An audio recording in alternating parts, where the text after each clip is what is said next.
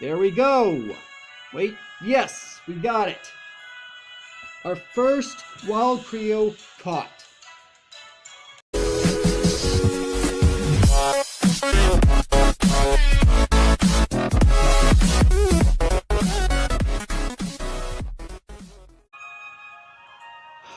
What's up, agents? Here, and welcome back to my playthrough of EvoCreo. Now, in the last episode, the first episode, I gave you guys a basic description as to what this game is, how it works.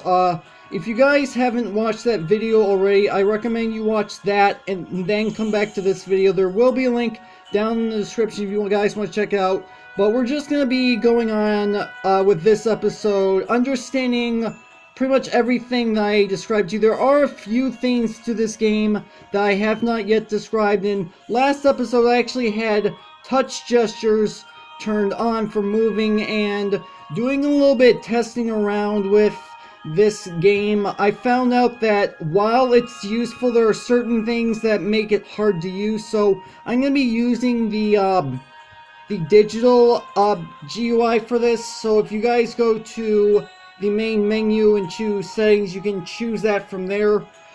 So yeah, we're going to be using this. Now, I'm going to tell you guys right now, if for whatever reason my audio kind of messes up because I'm using these controls, I do apologize, but there's really nothing I can do about it.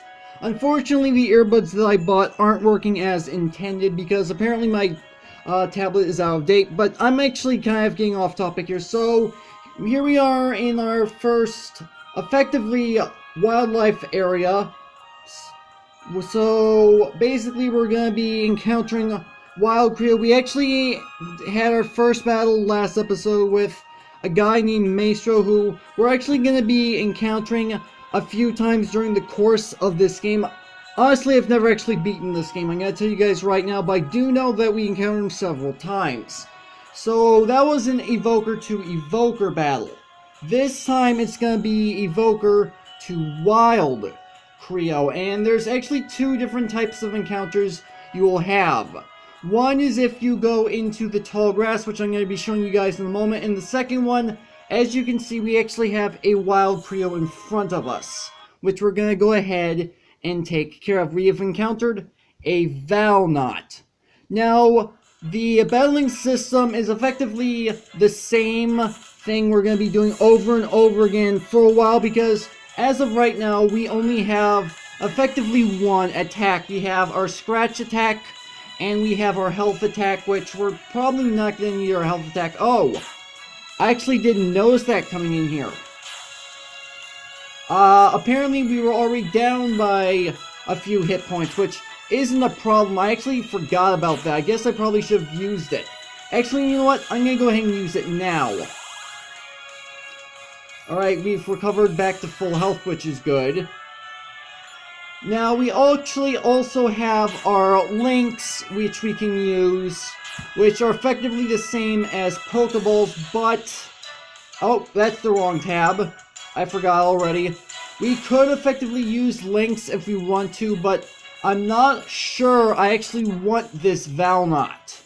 Because if I did my research correctly, they're actually not overly useful. Even when and if you evolve them, they're still not very useful. Okay, so we beaten a wild Creo. Now we can actually encounter a wild Creo as in grass, which is pretty much kind of obvious. We got ourselves a water gem. Now, these gemmas that we are picking up, or at least this gemma that we just picked up, let's go into our bag. Which one is it in? There we go, okay. The water gemma, we will increase our Creo's affinity to water, and this can help certain Creo evolve. There are multiple kinds of gemmas available to us in this game. So, let me go ahead and look at the stats of my Furin. If you guys can see right here, this is our affinity. If I go ahead and tap it, I can change my affinity if I want to. Basically, what affinities are is how closely linked we are to a certain type of ability. In the case of our Furin, we can actually evolve it into a number of different things depending on what our affinity is. Now, in my previous playthrough, which I never finished, I actually evolved my Furin into the fire type, and fire type was actually very useful to me because of how powerful it is, and the fact that we can actually give off... Oh, wrong button. We can actually give off a status effect of burn. Which you guys might know what burn is from Pokemon games. It's a fairly obvious one, but you can also do a serious burn. Okay, Pepita, which isn't either very useful to me either. Only 2 damage? Really? Well, at least he's only doing 1 damage to me, so that's nice. So yeah, we're effectively going to be going through the Acre Wood, trying to get to Plantae Village. That's pretty much all we're going to be doing. We're probably going to make it into Plantae Village in this episode, but how much of Plantae Village we actually encounter in this episode, I don't know. It may just end up being at the very end of the episode that we actually do make it there at all. And really, we can't take 2 steps out of this grass before we encounter something else. Oh well. Well, it is tall grass, so... Ooh! A militia. I have never encountered one of these before. Alright, let's see what this guy is.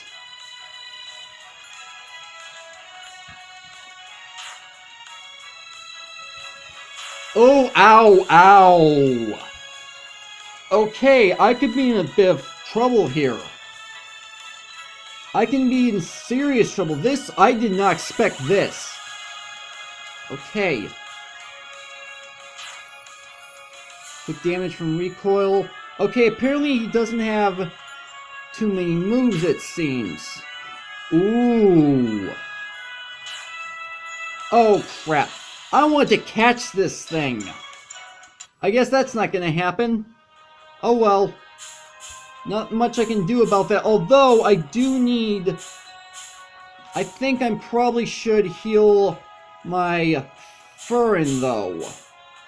And, ooh, we have ourselves another Evoker, and we've got an item up here. Now, how on earth do I get up there? I think I remember how to get up there. Yep.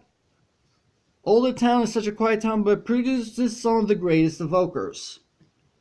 And here we go, an evoker that we're going to be taking on.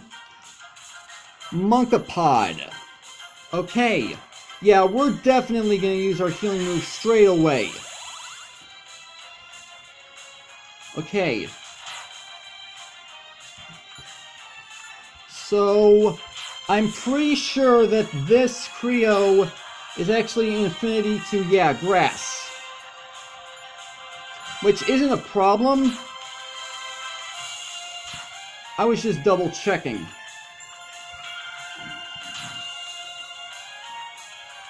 And all you're gonna do is slam me. That's okay. So, there's gonna be multiple times during the course of this game where we're gonna be taking on evokers, trying to go from town to town. Which, the majority of the Pokemon games, or at least I want to say all Pokemon games, I don't know, I've only played the Game Boy Color versions, we're going to be encountering these guys a lot. Oh, we just gained an extra level on our Furin, and we have a new ability called Kindle. And it just...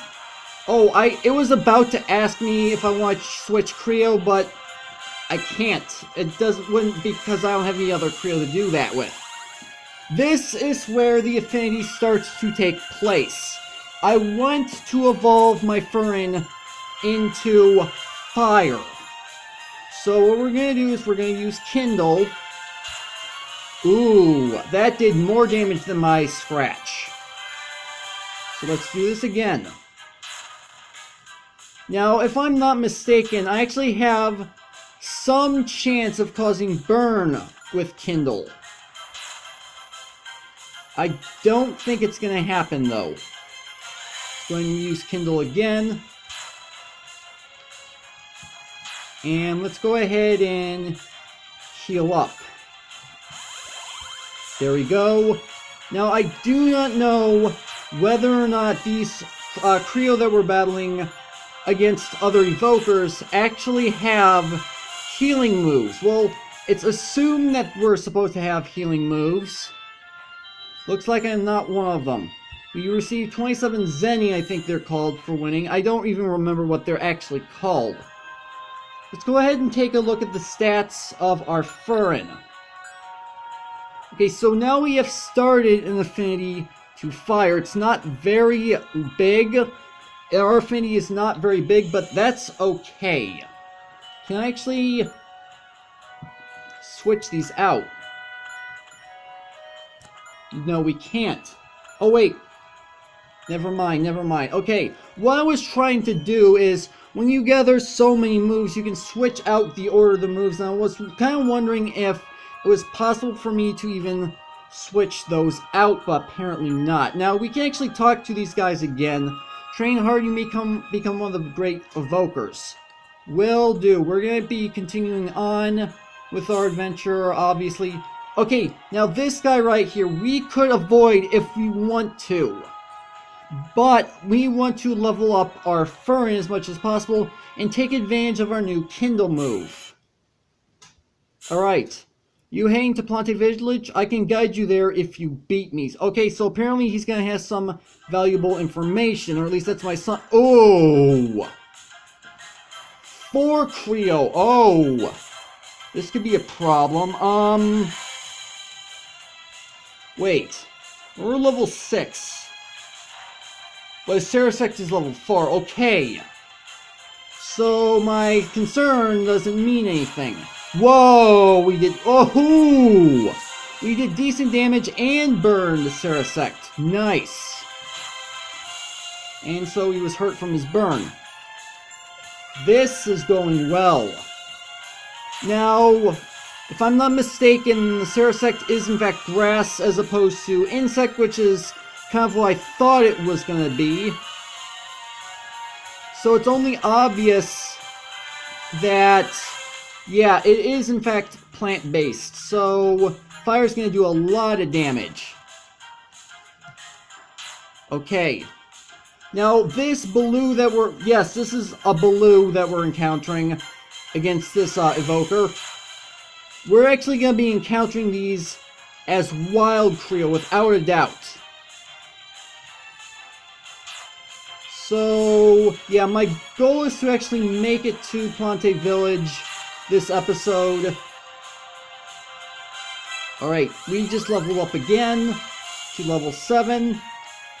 And we've unlocked a new move, Squirt, and attune a new trait.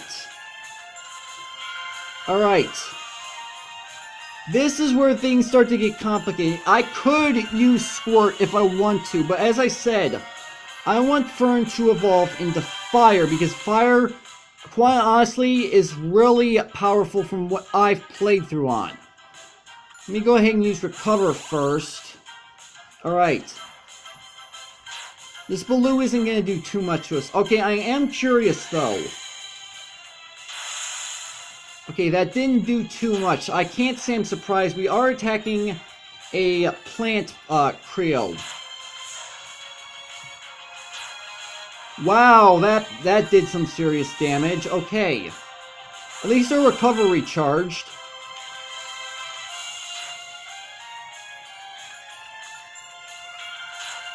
Okay, that did some decent damage. Now, there are a number of paths that we can take through this 50 Acre Woods. However, I'm just going to try to get through the area as fast as I possibly can, because I want to try and make this episode much shorter than the last episode. The last episode was like nearly half an hour long. It wasn't exactly half an hour, it was actually a few minutes under, but I want to try to stay away from that this time. Which means if I want to make it to Plantae Village by the end of this episode, I kind of have to rush through here. Now, I'm probably going to be going through this area off camera and picking up some random items along the ground. Alright. Ha, good show. So now he's probably gonna have... Plantae Village is just south of here. Follow the sand paths and you won't get lost. That's actually very useful for us to know. Alright. So we know how we're gonna get there.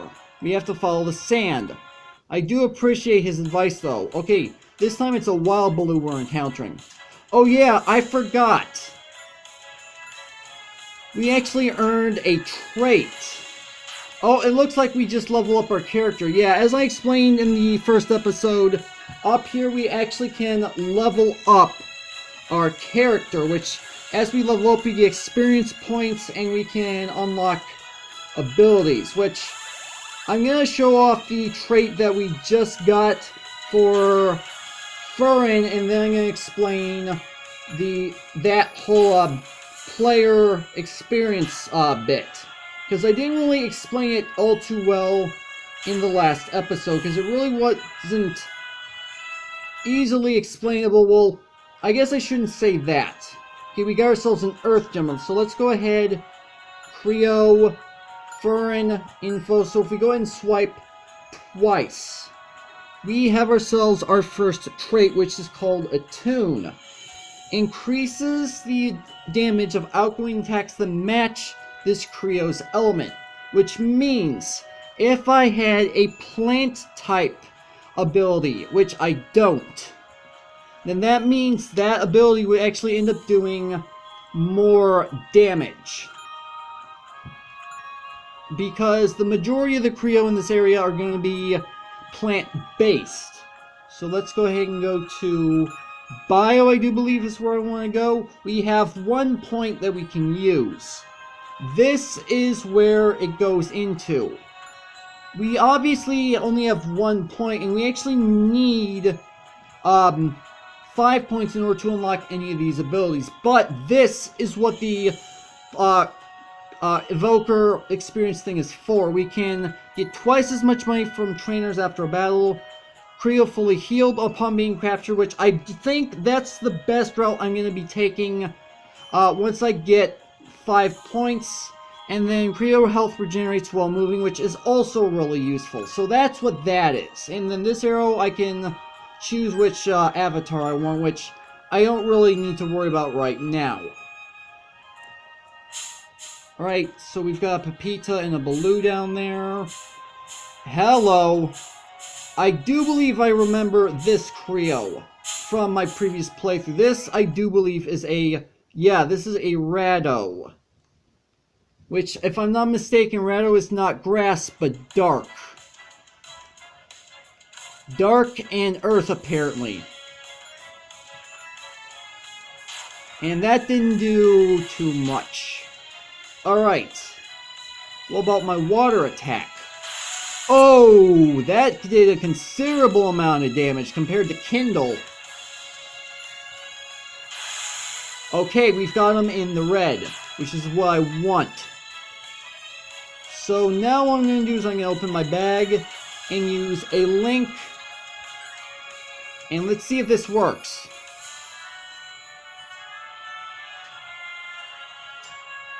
There we go. Wait, yes, we got it. Our first wild Creo caught. Wild Radow was added to the party. Okay, that's good. Okay, so now, where do I need to go? Hold on.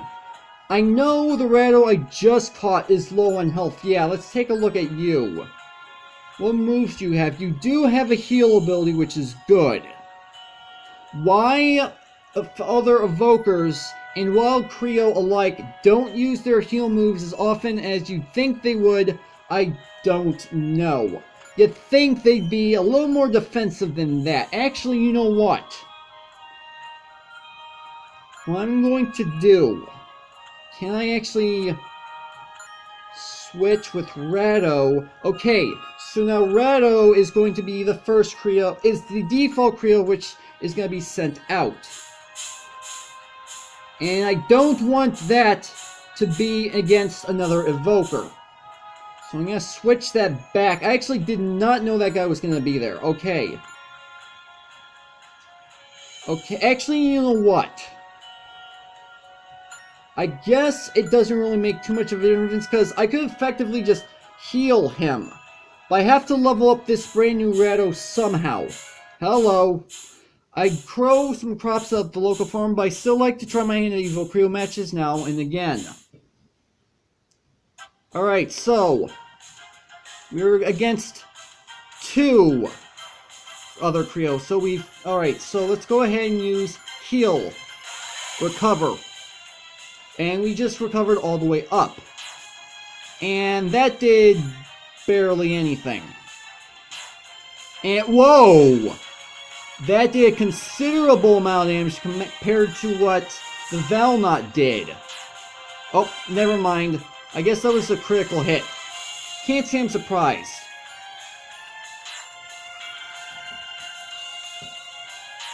Alright. Let's go ahead and heal. The fact we've got our first official wild Creo caught is great. Okay, we're almost done with this Valnut, and then we have another Creo to take on.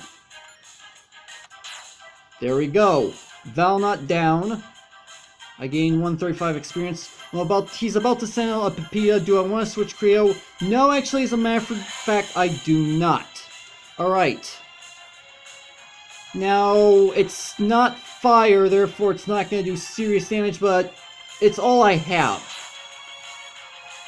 Papilla use slam. Okay, that actually did a lot less damage than I thought. The grand was 1 versus 2. Okay, go ahead and heal up. There we go.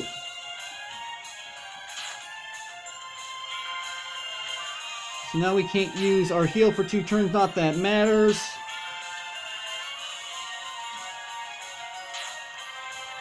Slowly but surely we're taking him down.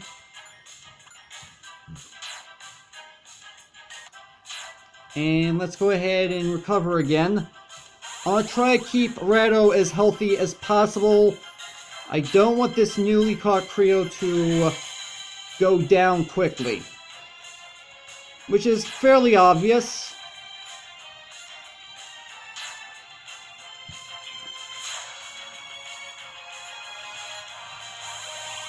Alright. And this should be it. There we go. Papilla's fainted. 154 experience. I defeated Drac. At least the crops don't fight back. That's an interesting thing to get out of you. What do you have to say? I think I'll stick to farming. You know what? That sounds like a good idea, Drac. You do that.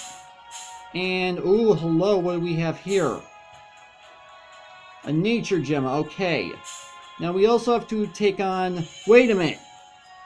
Is that our sister? That's gotta be Chloe, our sister. Yep, that's it. There you are, Zero. Didn't think I would let you go after father all by yourself, did you? Wow, looks like you have your own Creo. Let's see if you know how to use it. Well, that's just default text. She doesn't know we have a second Creo. Elecat. Oh! I don't feel good about my new Radow against that Elecat. Okay, you know what? I am definitely switching out now. Return Radow, go Furin. I don't expect her to do too much damage. Go ahead and recover real quick. Alright, there we go. Now, if I'm not mistaken, her Elecat is actually weak against water. Maybe not. Well, I know fire does a considerable amount of damage. Okay, apparently that had no effect whatsoever. But I suppose the more we use Kindle, the higher the chance we're going to be able to burn the Elecat. Go ahead and recover.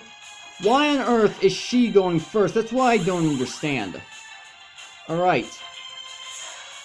Fire again. Okay, hold on a moment. Let me see something. Level 6 versus level 7. So you'd think that I'd go first because I'm a higher... Oh, maybe it's not that. It was always my assumption... Oh, there we go. We've just burned the Elecat. Alright. And that took it out. Gained 101 experience points. We grew to level 8. A new move, Peck, which actually does a considerable amount of damage. Radow grew to level 6. And unlocked the move, Taunt. I defeated Chloe, my sister, apparently. Not bad. I gained 49 Zenny for winning. I need to get stronger. Good luck out there, Zero. And there she goes. Alright, one last guy. Oh, you're not... Okay. Hey ho, I'm looking for the finest timber. Do you have any lumber that you want taken off your hands? Actually, yes I do. For Phoenix drops. Let's go ahead. I think I have another one for a Shefa drop. Do I have any more? Shefa drop, Phoenix drop, Link. Nothing, nothing. Gemmas. Okay, so we don't have any more logs to give him. That's fine. Now, if I'm not mistaken, what does this sign say? This way to Plantae Village, our items are the freshest in the region. And with that, we have successfully made it to Plantae Village. And hello, Maestro. Good to see you again, sort of. You know what? At this point, I think it's a good spot to end the episode off. Hopefully you guys have enjoyed. If you did, make sure to hit that like button. Want more, then make sure that subscribe button for future content. Also, you can follow me on Twitter at AgentCP0 to stay updated. This has been Zero Studios. Thank you guys for watching. Next episode, we're going to see what Maestro wants. And then we're going to be taking on the Plantae Arena and see if we can progress in this. Most likely we will. But with that, I will see you guys later.